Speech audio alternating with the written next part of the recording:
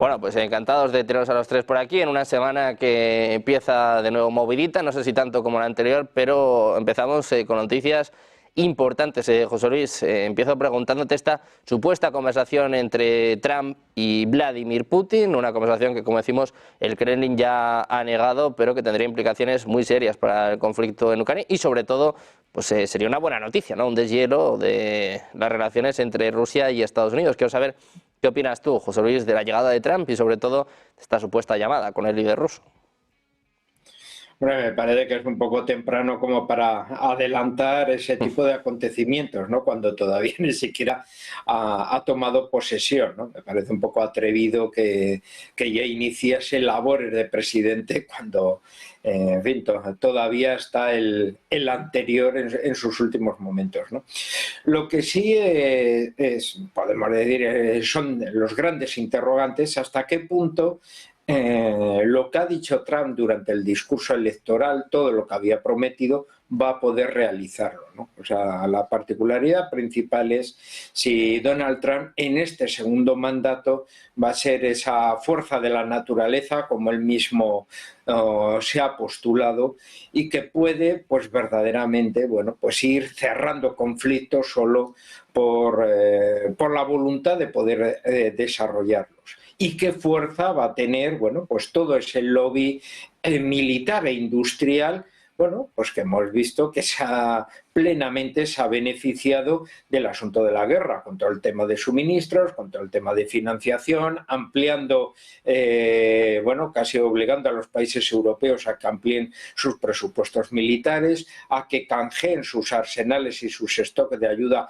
a Ucrania por módicos modelos de compra de armamento estadounidense, que compromete el entrenamiento de sus fuerzas armadas plenamente en los Estados Unidos, y que, bueno, pues ya para proyectos de futuro, ya todo lo que serían equipos blindados de tierra, equipos aéreos, e incluso, bueno, pues todo lo que es el mundo incluso de torpedos navales, etcétera, bueno, pues estarían ya muy marcados por esa industria estadounidense, que iría uniformando, homogeneizando aún más todavía, bueno, por los ejércitos de la OTAN, y principalmente, bueno, por los últimos que se han ido integrando dentro de la Alianza Atlántica, ¿no? O sea que, bueno, pues aquí hay que ver también, bueno, esos perfiles económicos de quiénes son los que han salido beneficiándose un poco de la situación, y qué tipo de influencias van a seguir manteniendo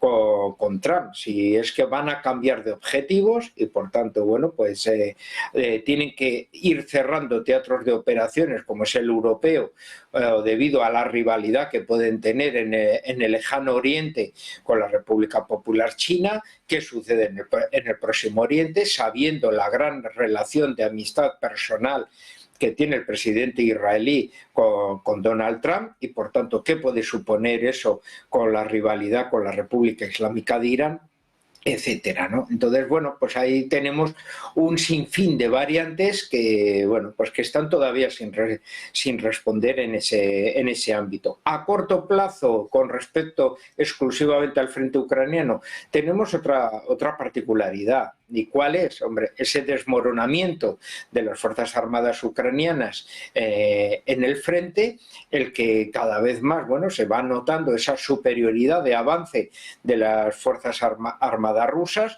tomando como punto ya los últimos puntos defensivos que habían desarrollado en el 2014, y que esto puede ser la gran plataforma de lanzamiento ya a ese mundo estepario, hasta la zona del Dnieper, en la cual, bueno, o las fuerzas ucranianas van reinstalando un nuevo sistema defensivo que puedan contener esa posible ofensiva rusa, o pueden ahora ya hacer crack en esa tercera línea de defensa y abrirse el frente, luego, bueno, pues a una verdadera inundación de las Fuerzas Armadas rusas hasta el Dnieper, ¿no? Que es un poco lo que se está intentando, y lo que ese supuesto diálogo entre presidentes, pues estaba desarrollando un poco el Washington Post. Claro, también se están desarrollando esas operaciones en el proceso final de otoño, ¿no? En un proceso en el cual climatológicamente bajan muchísimo las temperaturas, empieza la nieve.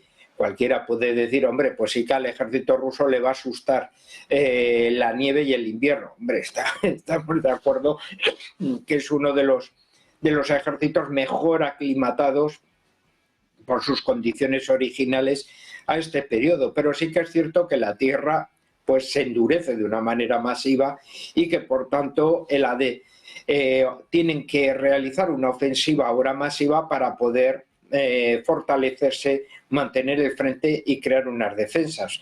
Cuando la tierra se congela es imposible cavar nada y la infantería pues queda muy sensible a todas las inclemencias del tiempo. Así que estamos viviendo las últimas semanas, puede decir que se pueden desarrollar grandes penetraciones, grandes rupturas antes de congelar ya el frente, poder fortalecer, fortificar y por tanto ir esperando hasta la primavera que ya con unas temperaturas mejores pues puedan desarrollarse ya las grandes ofensivas un poco de primavera, pero claro, un tiempo también precioso para los ucranianos para poder acrecentar pues sus refuerzos y especialmente de armamento, posible reclutamiento, reforzar también esas defensas, ganar tiempo y claro, y ahí ya viene quién va a apoyarles en ese aspecto. Si Estados Unidos les va a abandonar, no les va a abandonar o va a haber un relevo y Trump va a pasar esa responsabilidad cada vez más a una Europa que, como estamos viendo, está muy agotada en recursos, en armamento, en municionamiento y que es incapaz de mantener un poco esa labor fuera de la financiación con el proceso de deudas que tenemos y todo el proceso de crisis de todos los ejecutivos europeos que más han estado colaborando en el apoyo de los ucranianos. Bueno, pues todos pendientes de estos primeros días, de estos primeros movimientos de Trump, de cómo va a afectar a la guerra en Ucrania y también pues a todas estas informaciones que, como bien decía José Luis, igual son un tanto apresuradas. Enrique, quiero saber qué opinas tú, tanto de la llegada de Trump como de cómo afectará al conflicto en Ucrania y estas supuestas llamadas con el presidente ruso Vladimir Putin, que por cierto ya se rumoreaban también unas semanas antes de las elecciones. Bueno, también hay que ver quién expande esos rumores, el Washington Post, que se ha mostrado siempre anti-Trump, y ahora tanto este medio como muchos otros y otros dirigentes políticos en Europa empiezan a hacer el giro, ¿no? Empiezan a decir, bueno, claramente Trump ha ganó, entre comillas, por goleada en las elecciones, es una victoria clara, contundente, no cabe que estén haciendo alguna clase de campaña de, bueno, pero es que hubo fraude, no, es que la diferencia fue gigantesca en favor de Trump.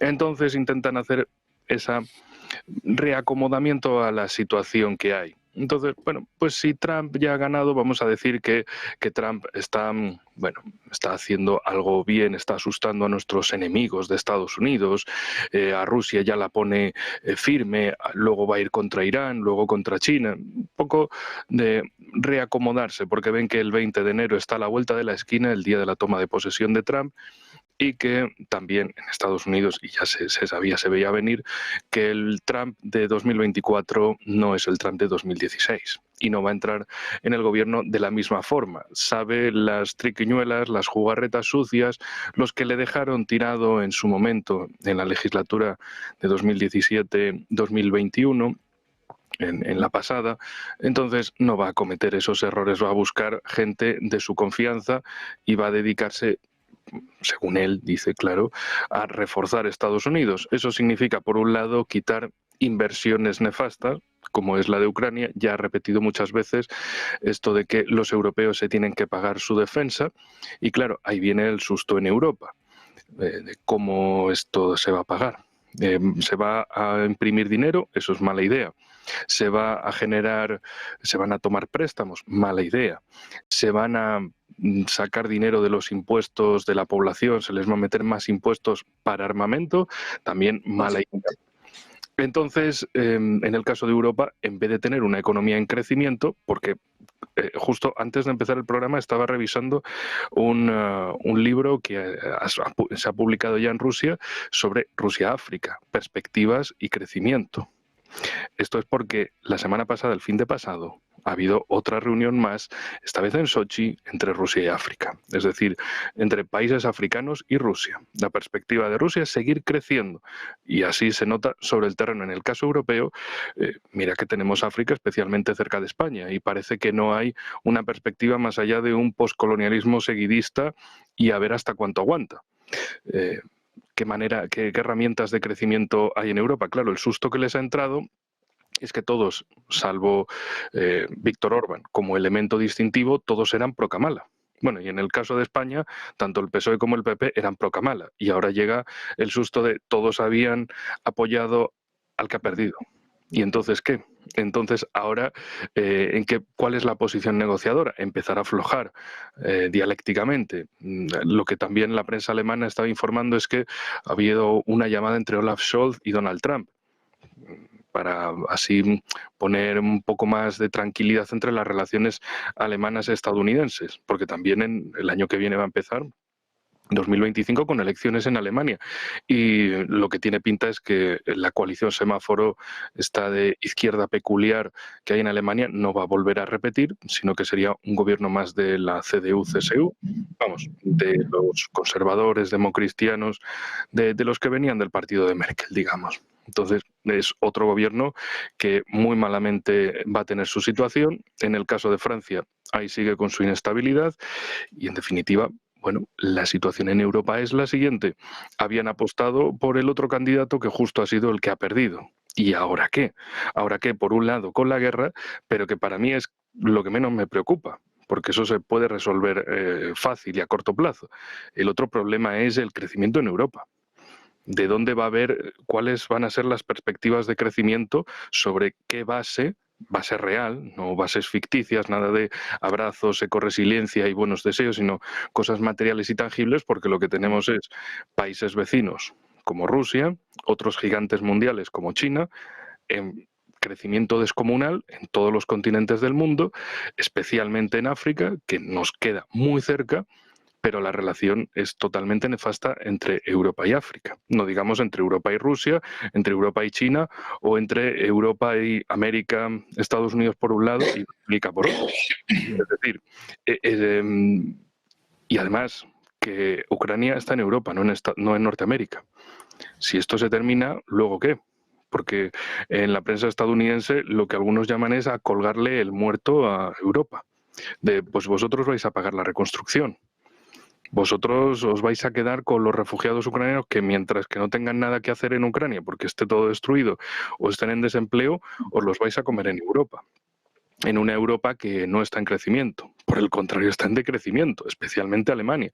Entonces, ¿qué vamos a hacer con toda esta situación? Pues que es un elemento fundamental. Países como Hungría lo tienen claro. Si la Unión Europea no colabora, ellos buscan las habichuelas por su cuenta, sea mirando hacia Estados Unidos, hacia Rusia, hacia Turquía, hacia lo que sea, para salvar su parte, porque no olvidemos, Orbán es el mandatario de Hungría, no de Europa, la Unión Europea ni del universo. Entonces, él trabaja por su país. Otro país vecino, Eslovaquia, también parece estar en la misma onda. Precisamente también dos países de ese famoso grupo de Visegrado. En el caso de Austria, bueno, es un país de la neutralidad que parece que algunos están obsesionados con traerlos a la OTAN.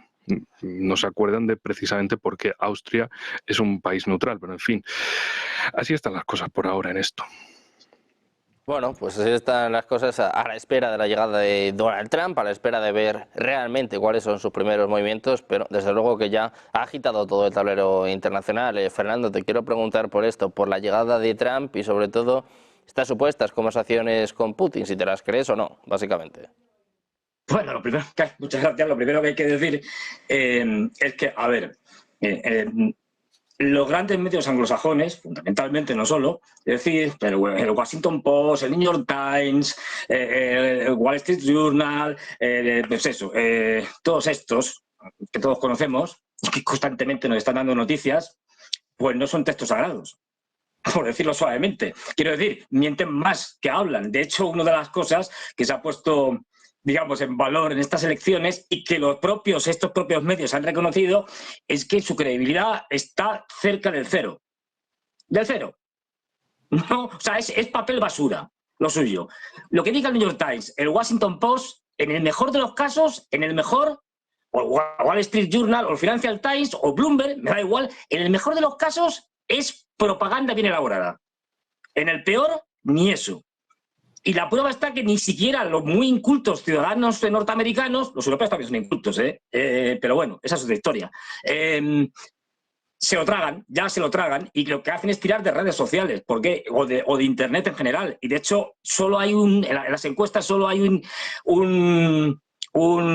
digamos, en cuanto a los valores de los diferentes medios, políticos, el ejército, la religión, etcétera, cuando hacen este tipo de encuestas, pues solo hay uno que tenga peores resultados que los medios de comunicación tradicionales al uso, que es los políticos norteamericanos, cuya confianza en ellos es cero. Es decir, y el segundo por detrás es los medios de comunicación, que no aprueban ni de lejos. Los convencionales, y encima además con un negocio que cada vez va a ser menos viable. Por un lado, hay que decir que lo que diga el Washington Post es tan bueno o tan malo, tan creíble o increíble como lo que puedo decir yo o mi vecino de enfrente. Para empezar. ¿Eso quita que no pueda tener acceso a buenas fuentes de información? Pues seguramente, pero de ahí a que lo diga, porque no olvidemos, no es un medio de información ni de comunicación, son medios de propaganda, que es algo muy distinto. O sea, estamos diciendo que RT, que es un medio público, el ruso, dice lo que dicen el gobierno ruso, y estos, que aunque sean privados, en la práctica son los medios de los mismos que financian a los demócratas, y que vale, en el caso del señor Bezos, que es el propietario del Washington Post, ha hecho una maniobra diciendo, uy, como tengo a Elon Musk pisándome los talones, especialmente en temas de carrera espacial, porque, bueno, a Elon Musk le supera mucho porque SpaceX es ahora mismo la que está sosteniendo el programa espacial norteamericano prácticamente en solitario, porque el resto no pintan nada. Entre ellos la compañía que tiene Jeff Bezos, que ha invertido miles de millones de dólares y no son capaces ni de lanzar un cacahuete. Esto quiere decir que estos grandes medios de credibilidad nula, es decir, tampoco hay que sacralizarlos demasiado. Lo que no te quita para que Peskov diga la verdad o no, son políticos. Es decir, los políticos no están para decir la verdad. Hay que empezar a que la gente se entere un poco de cómo funcionan las cosas, porque no es así. Los políticos no están para decir la verdad, están para otras cosas, pero desgraciadamente esto no es real. Y como decía, pues eso, es que son medios, pues ese señor Bezos está haciendo una maniobra, por eso hizo lo que hizo con el tema del Washington Post, es decir, si no, después de décadas no voy a pronunciarme por un candidato, voy a dejar aquí, hago un editorial, y en vez de decir que estoy a favor de que gane Kamala Harris, voy a decir que esto, bueno, que no, que cada uno haga un poco lo que quiera y tal. A lo mejor es que el señor, y es mi posición, es decir, el señor Bezos está muy bien informado, él, no lo que nos cuenta el Washington Post, y sabía ya que iba a ganar Trump, porque hay que partir de un principio. Estados Unidos no es una democracia y no lo ha sido nunca. Lo siento, esto es así. Y además, esto no es una opinión, esto son pruebas. Es decir, podemos empezar, no es el caso ahora, a ver un montón de elementos del sistema electoral norteamericano que hacen que aquello sea imposible que sea una democracia, por mucho que lo quisieran. No, es imposible. Entonces, y especialmente en las últimas décadas, que las elecciones están amañadas, lo sabe todo el mundo. Con lo cual, yo cada vez me creo más, y no es solo una opinión mía, es opinión que he podido recoger de muchos sitios, la idea de que esto ya estaba pactado. ¿Quién manda en Estados Unidos? El famoso Deep State, el Estado profundo. Es el Estado profundo, con también grandes familias, como Rothschild, Rockefeller, etcétera, y también con los grandes fondos de inversión. Obviemos que Estados Unidos es el modelo que defendían, o que defienden todavía, depende, es el del capitalismo globalista, financiarizado, etcétera, rentista, no productivo, etcétera. Bueno, pues los grandes fondos de inversión y los grandes bancos de inversión. Estos son los que mandan. Y el Deep State, yo creo que ha pactado, si no está pactando ya con Trump, o lo tiene medio pactado, porque Trump ha aprendido de su primera presidencia. Y ese primer mandato, lo que él vio es que no pudo hacer prácticamente nada de lo que quería porque estaban poniendo zancadillas una detrás de otras. Y ese Estado profundo estaba mayoritariamente en contra. Encima él llegó como un outsider, como un señor de negocios, sin tener equipo, con lo cual tuvo que estar tirando de lo que, bueno, de un lado, de otro, con un partido republicano en buena medida contrario a él, y todo eso ha cambiado. Es decir, ahora el Partido Republicano, aunque no le gusten a muchos republicanos, a senadores y demás, pero tiene que cerrar filas en torno a él, como lo ha hecho, porque encima le deben el que gane en el Senado, el Partido Republicano, y seguramente también en la Cámara de Representantes, con lo cual ya es Trump el que hace ganar a los senadores y a los congresistas. Y esto es muy importante, porque es de su tirón, de su fuerza electoral, que ha conseguido esto, de su tirón popular, digamos. Aparte de otras muchas razones. Pero yo creo que esto ya está pactado, porque él se da cuenta de que, por una parte, no puede hacer nada si el Estado profundo está en contra de lo que él dice. Y el Estado profundo se ha dado cuenta de que es la opción menos mala. Luego, si queréis, podemos entrar por qué es la opción menos mala ahora mismo. Y es muy sospechoso en muchos elementos, no solo el caso del señor Bezos y del Washington Post, sino otros muchos elementos, entre ellos que el Partido Demócrata haya aceptado con esta tranquilidad, con esta resignación, el triunfo de Donald Trump. No parece creíble cuando había una lucha a cara de perro. Es decir, cuando estaban diciendo que este señor iba a llevarles a una dictadura. No, esto no es verosímil. Es decir, lo que pasa es que seguramente hayan sido aplacados por ese mismo Estado profundo, que digo, es el que manda. Ahora mismo no estamos hablando ya de presidentes históricos como Kennedy o Roosevelt o Nixon, me da igual. Quiero decir, mira que Nixon tuvo el Watergate, pero es decir, que tengan una personalidad y una capacidad y un poder de manejar y bueno, y unas luces, que también es importante, que no tienen ninguno de los que están ahora. Es decir, que son, pues, ya hemos visto, es que el espectáculo es dantesco. Y luego hay quien dirá que el imperio no está en decadencia. Un Biden, gaga. Un presidente todavía en funciones, pero vamos, lleva ya mínimo año y medio que ya está completamente fuera de sí. Es decir, un señor que se pierde por ahí, que va andando, que saluda al aire. Vamos, un espectáculo que en cualquier otro sitio, si esto hubiera pasado en Rusia, no quiero pensar lo que estaríamos diciendo, lo que estarían diciendo en Occidente o en China. Bueno, es imposible tener un demente senil de presidente. Es decir, es que hablamos, no dura ni un día. Bueno, pues encima tenemos a una Kamala Harris que, hombre, a ver, si sabe sumar 2 y 2 son 4, pues ya me parece un logro, una hazaña. Es decir, alguien que ha sido insustancial durante toda la presidencia de Biden. O sea, que ni siquiera la han dejado en lugares relegados porque sabían que era una completa incompetente, analfabeta. Claro, al lado de estos, claro, Trump, que no es precisamente un premio Nobel, pues aparece como un intelectual. Es decir, pues no, claro, es que el cuadro es dantesco. Esto está pactado, yo lo tengo clarísimo. Y ahí es donde iremos viendo qué es el margen que le dejan a Trump, que no es el que manda. Lo digo, el que manda es el Estado profundo. No olvidemos que el FBI, por ejemplo, el Departamento de Justicia, estuvieron haciendo la vida imposible. Imposible. Es más, acordaros de que nada más llegar, lo primero que hace, o de las primeras cosas, nombra, no me acuerdo si era de secretario de Defensa o de Estado, no me acuerdo, da igual, al general Michael Flynn. Ni llegó a poder estar en el cargo prácticamente.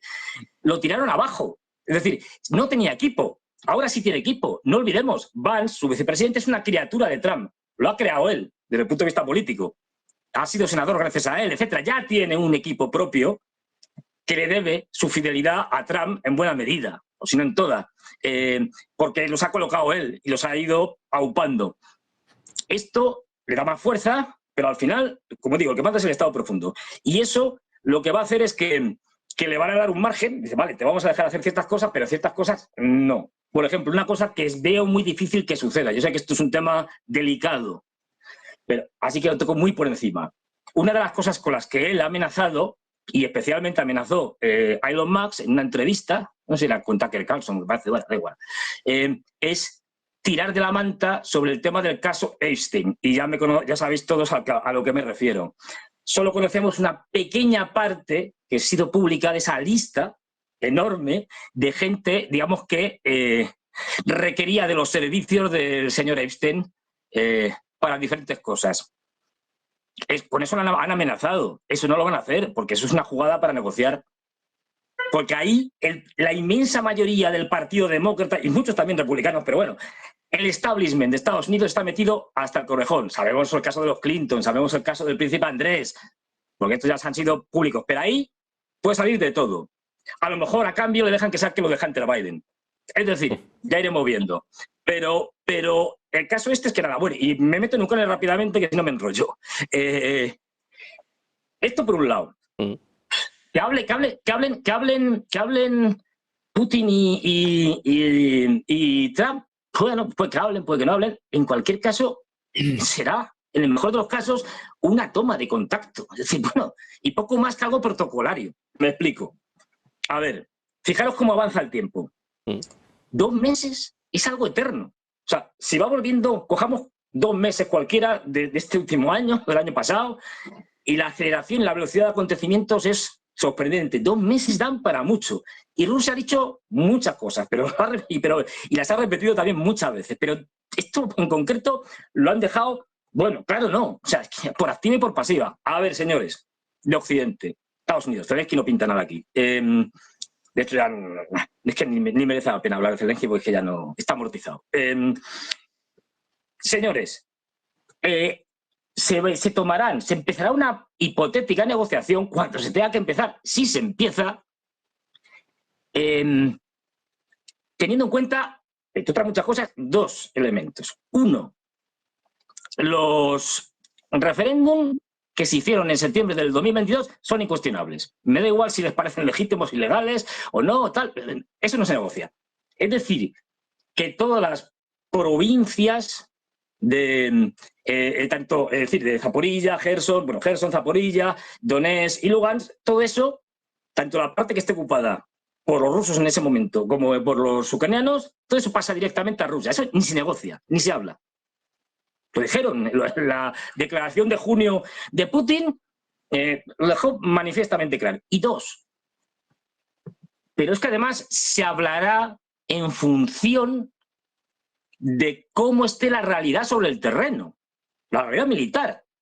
De aquí a 2 meses ya veremos. Ahora mismo, vamos, esto tampoco es que sea vamos, pero está bastante claro que de aquí a decir, lo que queda de noviembre, a más tardar diciembre, los rusos van a estar en la región de Dnipropetrovsk. Ojo. Con lo cual, se hablará sobre las realidades sobre el terreno. Es decir, que perfectamente pueden, no, ya se verá. Es decir, ahora mismo, la realidad sobre el terreno es que tenemos una parte pequeña, pero parte de Kharkov. Vamos a entrar en Dnipro, eso está más que claro, antes del año vamos seguro, en la región, digo, Esto, como forma parte de la realidad sobre el terreno, y son zonas que ya hemos ocupado, sus regiones o sus provincias pasan directamente a nuestro lado y no se negocia. Ya veremos. Y 2, otro asunto también importante, es decir, que aparte de negociar sobre las realidades sobre el terreno, es que van a obligar a esa negociación que no olvidemos. Trump puede decir ahora mismo lo que quiera, pero no es presidente oficialmente hasta el 20 de enero. Y solamente es iniciar ese proceso de negociaciones, que no de resultados de las negociaciones, en el mejor de los casos le va a llevar varios meses, en el mejor. Para esa época ya no habrá Ucrania. Ya no habrá ejército ucraniano, habrá colapsado completamente, ya está colapsando. Si es que en el Donetsk, en la zona del antiguo frente de Ugar, fíjate que digo antiguo, ya no es antiguo, vamos, ya no frente, porque ahora mismo ya está, Kurajovo está muy cerca de que caiga y bueno, y ya digo, están muy cerca de plantarse en Dnipropetrovsk, con lo cual todo eso ahora mismo son especulaciones absurdas porque los rusos dirán, cuando usted sea presidente, a partir del 20 de enero, haya formado su gabinete, tenga usted ya el plan X, el que se le ocurra, ya veremos qué es lo que hay en ese momento sobre el terreno. Y a partir de ahí negociaremos.